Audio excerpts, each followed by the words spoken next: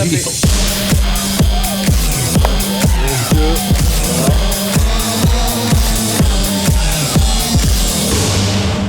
Allez-y, prenez place. Choisissez celui que vous souhaitez. Enfin, le siège que vous souhaitez. Ok. Nous, on reste. Tu restes assis, tu restes, Oh, tu écoute, restes- je vais m'asseoir Allez, là-bas. on Vas-y, s'assoit. mets-toi, vas-y. Pareil. On est bien, on est à la maison. Allez. Et Nicolas, pardon? Les noms des gens, oui, les noms des gens, normalement. Les noms des intervenants, est-ce que c'est possible de les mettre? Et Nicolas, tu interviens quand tu veux également. Je vous propose peut-être de faire un petit tour de table pour juste vous présenter. Il y a le micro ici. Allez Fred, tu l'as. Bonjour, Frédéric Martinet, je suis consultant spécialisé en mise en place des systèmes de veille. Ma société s'appelle Actuligence Consulting et on travaille aussi sur la partie social media listening, pas sur la partie analyse, mais sur la partie vraiment mise en place des outils et training et déploiement des personnes. Thibaut Bernardin, je suis multicasquette. Alors je ne sais pas vraiment avec laquelle je suis aujourd'hui. Là, je suis dans la vie responsable marketing digital chez S Automobile jusqu'à demain, donc ça c'est teasing. Je suis aussi intervenant en école, notamment à l'EM Strasbourg, sur les questions de stratégie digitale. Et dernière casquette, je suis blogueur aussi, à mes heures perdues. Et tu es anciennement BPALC également, on peut le dire. Bonjour à tous, Alexandre Nappé, avocat, associé fondateur de Scan Avocat, un petit cabinet spécialisé dans la propriété intellectuelle et le droit du numérique. Nous sommes à Paris, Strasbourg, Lyon et Bordeaux. Et j'interviens également à la faculté lorsque j'ai un peu de temps. Et ici aussi, un peu tous les ans. Voilà. C'est vrai. Ok. Bon, on va faire simple. Pour vous, depuis un an, est-ce qu'il y a des changements? Est-ce qu'il y a des choses que nos participants doivent savoir? Est-ce qu'il y a des bonnes pratiques? Est-ce qu'il y a des... Voilà. Est-ce que Thibaut, tu veux commencer peut-être sur, depuis un an, ce que tu en vois? Depuis un an, il s'est passé quand même beaucoup de choses et à la fois pas grand-chose. J'ai l'impression qu'en 8 éditions d'IREBD, on dit toujours un peu la même chose. Preuve que le digital, le numérique, c'est du comique de répétition. Je pense qu'en tout cas, parmi nous, dans la salle, on a quand même plutôt un public qui est éclairé, qui va être sensible à ces choses-là. Mais quand je vois certains indicateurs, je suis encore assez circonspect. Il y a 2 chiffres par exemple que j'ai vus récemment, c'est qu'il y a 29% des PME seulement qui sont équipés d'un CRM aujourd'hui. Moi c'est un chiffre qui me frappe en tant que marketeur, tant le CRM est un outil qui est indissociable de notre stratégie marketing. Un autre chiffre, et là je sors un peu du contexte marketing, c'est 28% des Français ont pu télétravailler l'année dernière. Et là-dedans, pour avoir été confronté à ces problématiques-là aussi, sur la transformation de la culture des entreprises, on voit qu'il y a aussi beaucoup de chemin encore à faire. On a l'impression qu'on a avancé d'un pas, il en reste encore quelques-uns, et puis c'est à nous de faire avancer tout ça. Peut-être, je ne sais pas, Fred, sur ce que tu as vu toi depuis un an. Moi, un effet marquant sur l'année dernière, parce que du coup on est confronté à ça au quotidien dans les projets sur lesquels on travaille, c'est la disponibilité des données. C'est pour ça que j'ai abordé le point tout à l'heure sur LinkedIn et sur la publication. Enfin, LinkedIn a été un des premiers à complètement verrouiller toute sortie via son API des données à des solutions tierces, mais vraiment complètement fermées. On a Instagram qui a limité les requêtes sur les hashtags, et maintenant cette semaine ou la semaine dernière, ils ont rétabli la requête sur les mentions. On a Facebook qui ferme de plus en plus ses données aux solutions tierces.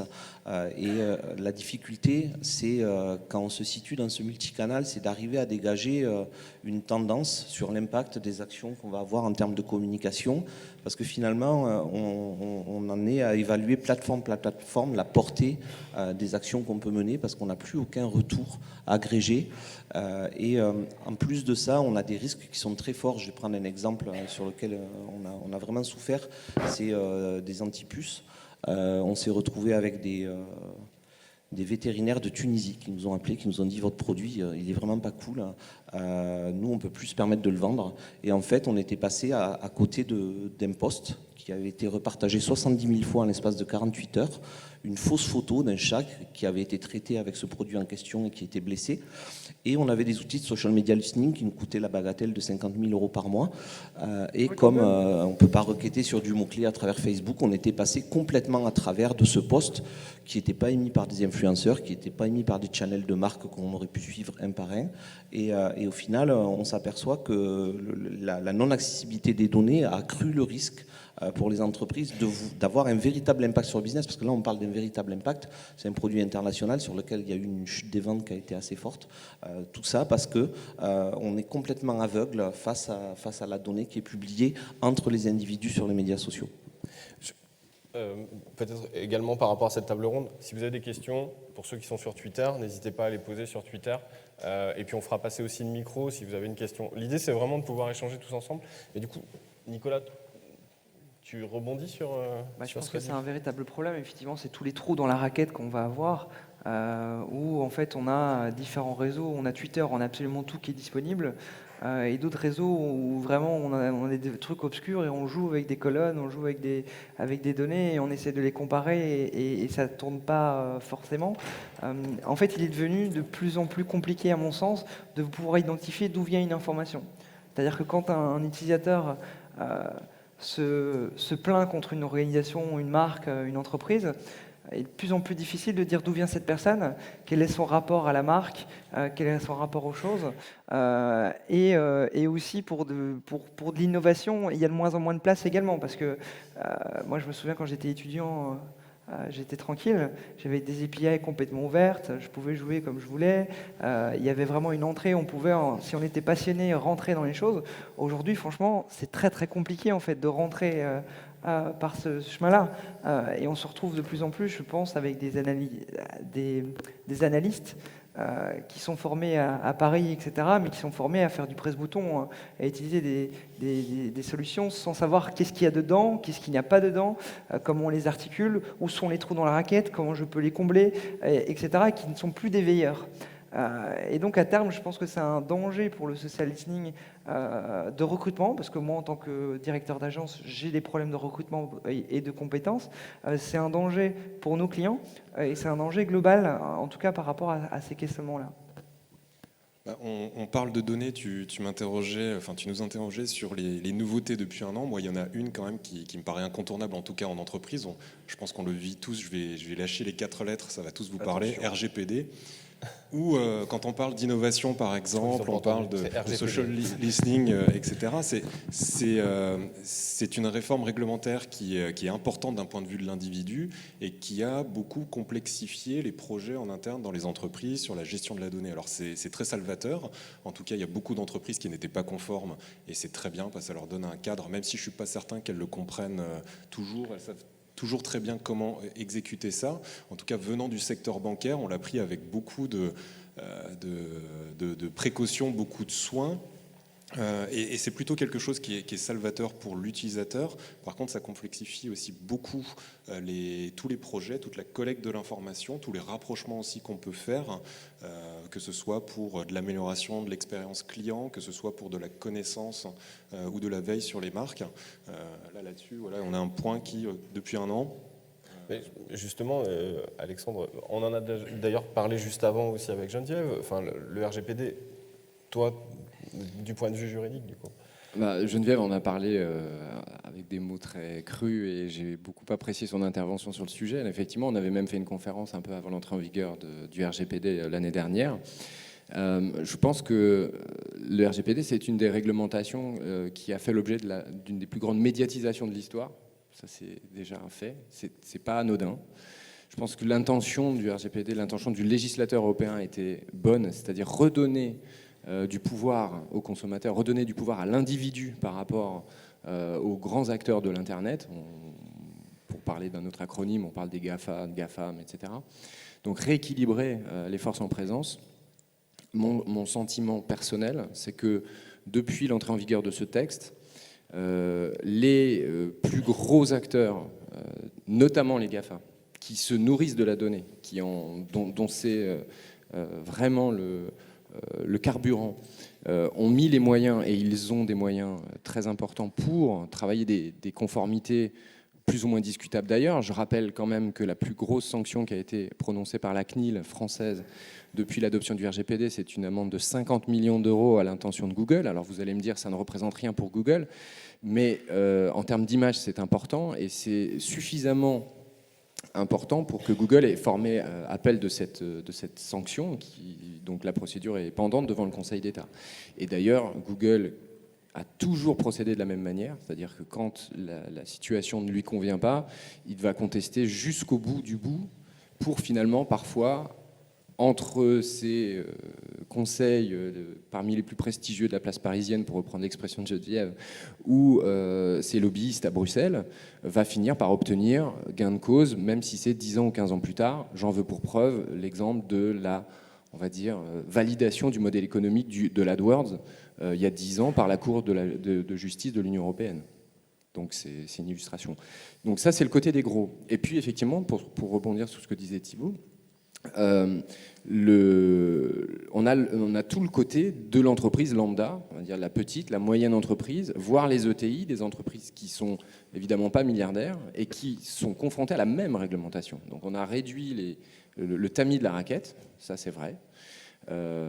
Mais finalement, si on a des moyens à mettre en œuvre pour une conformité, aujourd'hui on peut continuer de faire du big data, on peut continuer de faire de l'optimisation de l'activité du business par la donnée, comme Facebook, comme Google, comme Amazon.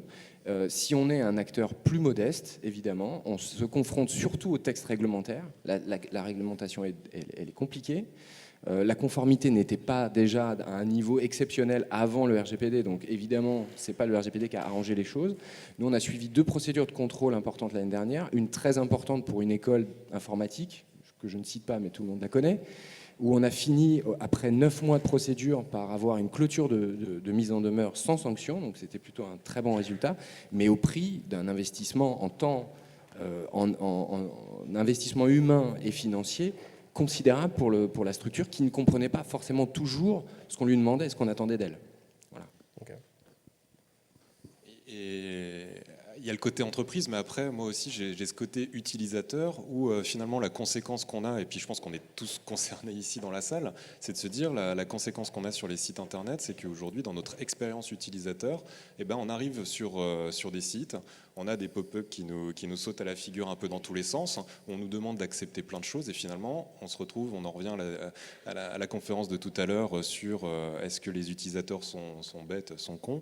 Je ne sais pas, en tout cas, on a des informations, on ne prend pas forcément la peine de regarder, de nous dire qu'est-ce que j'accepte de donner, parce que sinon on va perdre, on est quand même dans une société aussi de l'immédiateté, on a envie d'accéder à l'information rapidement, du coup on va aussi consciemment ou inconsciemment, parce qu'on nous force un peu la main, lâcher des informations, et puis derrière on se retrouve avec un usage où on ne sait pas forcément comment c'est fait. Et puis on peut faire sur de la veille, et c'est vrai que les entreprises, certaines se structurent sur de la veille, mais elles sont encore assez faibles là-dessus.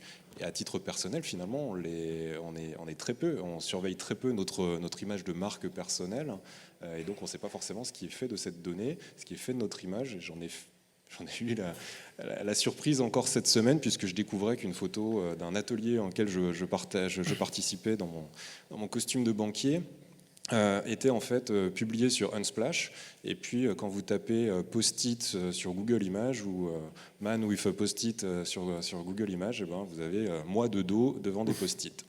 Donc voilà, si sur l'image et sur de la veille, quoi. Je sais pas si tu voulais... J'ai rajouté un point sur le RGPD parce que c'est un texte moi qui m'a intéressé, mais de l'autre côté de la barrière, parce que là on a parlé beaucoup du contrôle des données personnelles. Moi c'est quelque chose qui au quotidien me pose énormément de problèmes, parce que quand vous êtes un média et que vous êtes à l'étranger, ou même en France d'ailleurs, vous avez plusieurs choix.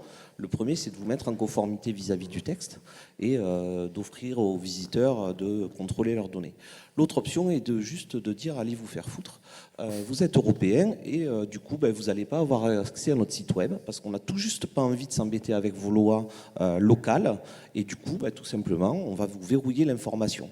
Donc ça veut dire que moi, quand je veux lire la Tribune du Minnesota, un canard américain, je suis obligé de passer à chaque fois par un VPN pour me localiser aux États-Unis, pour faire croire au site en question que je ne suis pas américain et pour pouvoir avoir accès à l'information.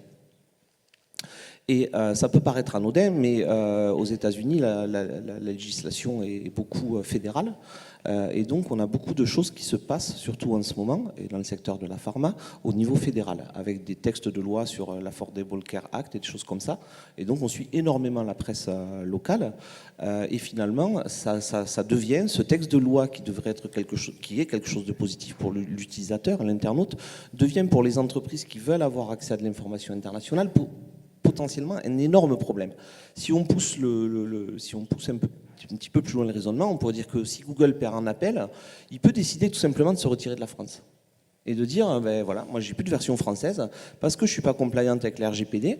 Vous pouvez passer par la version .com, mais finalement, ben non, vous êtes européen et vous n'avez pas non plus accès à la version .com parce que la juridiction sur Internet fait que c'est le lieu où on consulte le site web qui prime.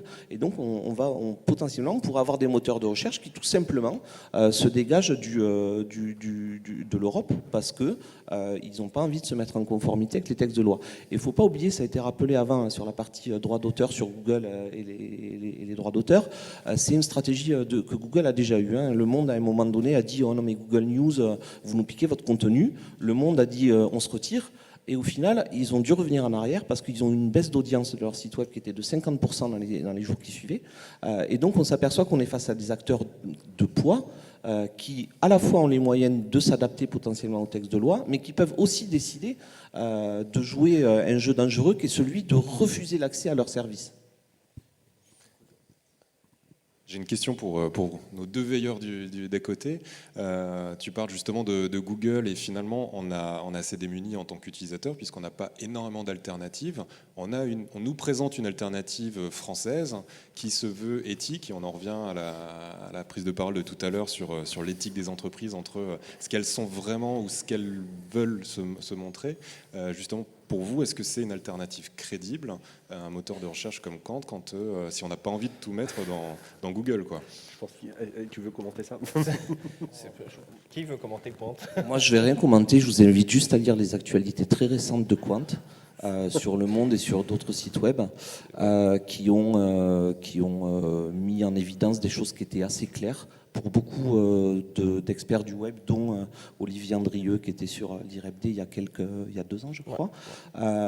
Et voilà. Et puis, concrètement, il y a une volonté de masquer la réalité technique sur Qwant. Sans focaliser sur Qwant en particulier. Non, mais sur Qwant et les autres moteurs de recherche, il n'y a pas d'alternative, en fait. Ce que j'allais dire, c'est qu'il y a quand même un truc qui est intéressant derrière ça, c'est qu'il y a un positionnement marketing possible. Et alors après, vérité, pas vérité, c'est encore autre chose, parce qu'il n'y a pas que Qwant, il peut y avoir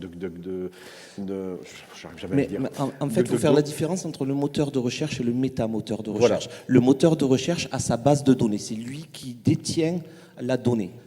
Et si demain, Google décide de fermer l'accès, ou Bing, parce que souvent c'est par Bing qu'on passe, décide de fermer l'accès à leurs API à Ecosia, à DuckDuckGo et ou à Qwant, parce qu'on ne sait pas dans quelle mesure Qwant repose sur du Bing aujourd'hui, tout simplement, l'accès ne sera plus possible.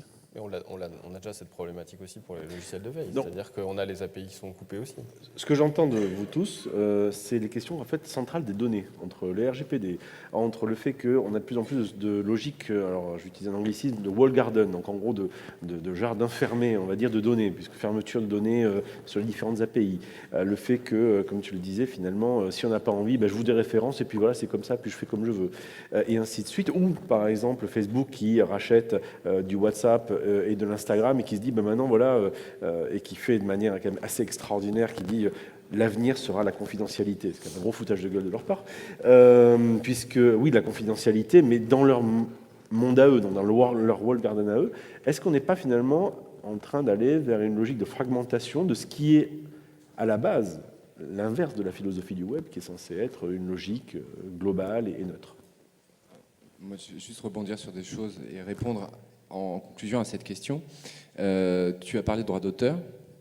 On est au lendemain d'une décision très forte de Google suite à l'adoption de la directive droit d'auteur en mars par l'Union européenne, notamment créant un droit, ce qu'on appelle un droit voisin, c'est-à-dire le droit pour les éditeurs de presse notamment d'être rémunérés pour l'usage de leur publication de presse par les moteurs de recherche ou par les agrégateurs type Google News, etc.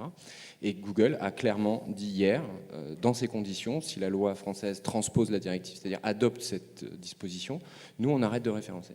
C'est clair, c'est net, c'est précis, on ne paiera pas de licence. Ils considèrent qu'il y a, je crois, tous les mois, quasiment 100 milliards de clics vers des sites d'édition.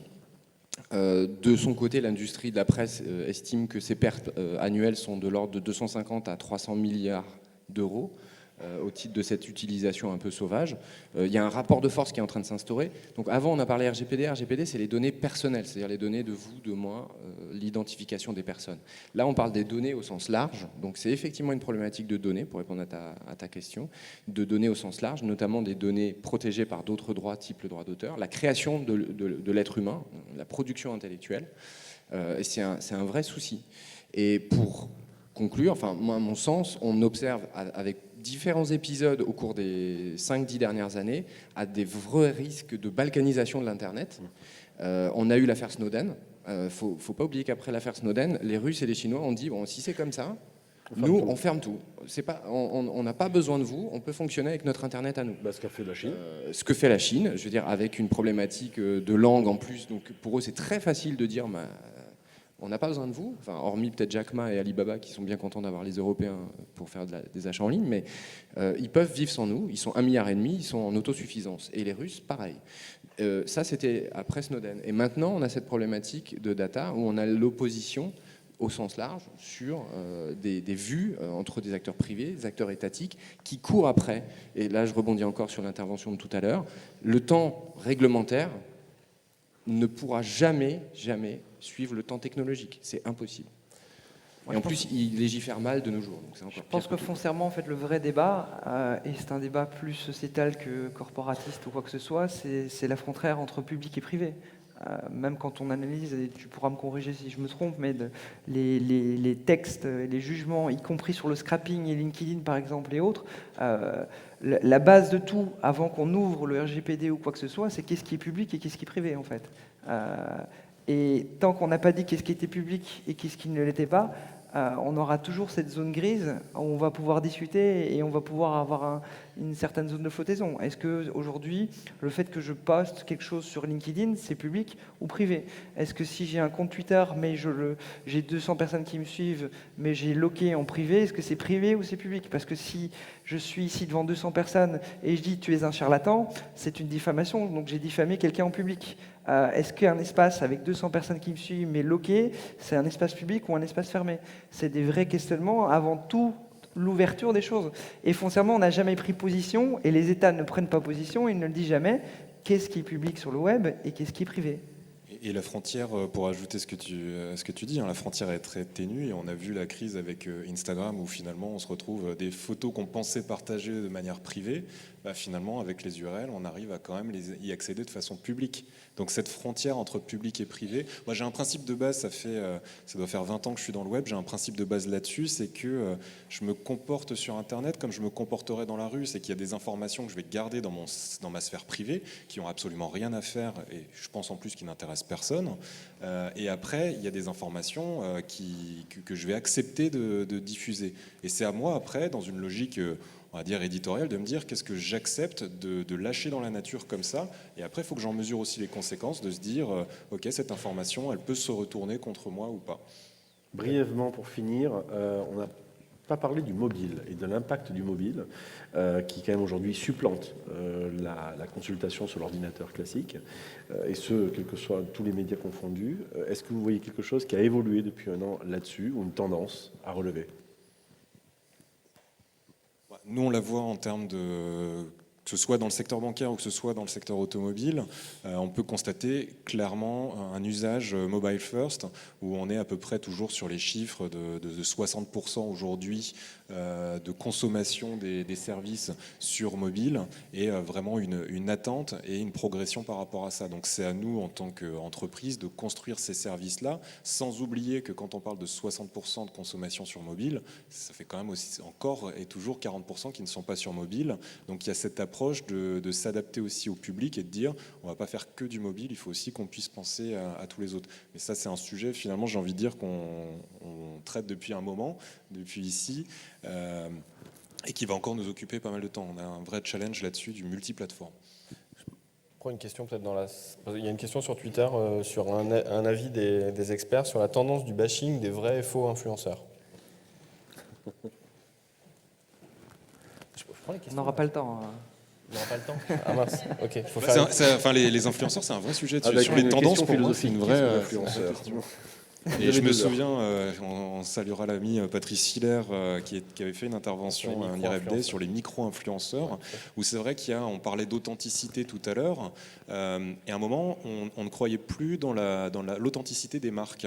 Et donc, on a commencé à se tourner vers des influenceurs, vers du monsieur tout le monde ou madame tout le monde, qui va donner son avis sur une marque. Et petit à petit, on commence à se rendre compte que monsieur ou madame tout le monde, il est peut-être manipulé, il est peut-être lui-même influencé par la marque, donc qui croire? On commence à se tourner maintenant vers des micro-influenceurs, mais pareil, est-ce qu'ils ont la légitimité pour parler de ça? Est-ce qu'ils ont une éthique? Est-ce qu'ils se mettent une éthique par rapport à ça? Ça soulève plein d'autres questions. Et comment on les suit? Je vais faire une réaction en forme de question. Alexandre a une vraie question en fait. Moi, je suis très étonné sur la partie influenceur. Qu'il y ait pas, on parlait du droit qui était en retard. Hein. Moi, je suis très étonné sur ce problème-là que le droit ne se positionne pas sous la contrefaçon ou surtout sous la publicité déguisée. Parce que quand on voit des blogs sponsorisés ou des personnes qui sont clairement alimentées par les marques en produits de façon gratuite, et qui derrière, dont l'objectif est clairement de publier des billets, je me demande clairement aujourd'hui que fait la DGCCRF ou d'autres organismes sur ce qui est clairement de la publicité déguisée et non plus de l'influence. Ça, c'est une vraie bonne question. Alors, la première réponse est une boutade, j'ai envie de dire, pourvu que le législateur ne s'en préoccupe pas, parce qu'il va nous pondre quelque chose d'assez inadapté, probablement, vu la qualité de la législation aujourd'hui. L'autre réponse, plus concrète et plus sérieuse, c'est, ça me rappelle une affaire dans laquelle on a été sollicité par un client en matière de faux avis, enfin, ce qui a été considéré par la DGCCRF comme des faux avis clients.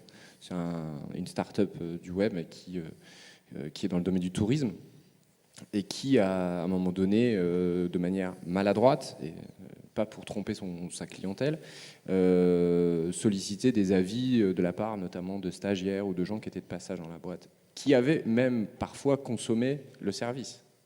Donc je considère que quand on consomme le service, on est client, on a le droit d'avoir un avis. Que l'avis soit éventuellement influencé, pourquoi pas, mais en tous les cas, on a le droit de s'exprimer. C'est comme quand on commente un bouquin sur Amazon. Ça m'est arrivé personnellement. J'ai commenté le bouquin de quelqu'un que je connaissais, mais sauf que ça ne pouvait pas se savoir, sauf à ce que l'algorithme soit d'une puissance absolument hallucinante. Et mes avis n'ont jamais été publiés sur Amazon, en considérant que je n'étais pas objectif.